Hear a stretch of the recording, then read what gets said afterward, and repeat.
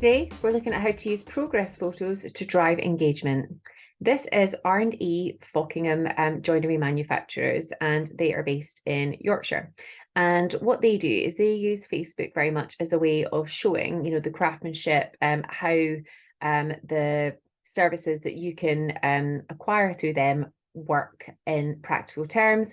And they do a lot of, sort of like before and afters. They do quite a lot of showing the feedback that they get, that kind of thing. But really what I loved was actually this. This got them more engagement than any of their other posts recently. So it says, we love to see progress pictures from site, especially when a project starts to become visual from plans.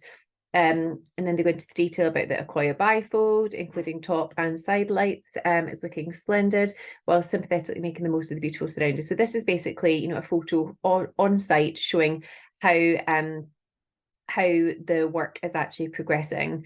And it's had 37 engagements, 2 comments, and 1 share, which again is more than quite a lot of their other ones. And who doesn't love a progress picture, especially of an area that I guess most of us, would love to have like a dream home. And this looks absolutely gorgeous.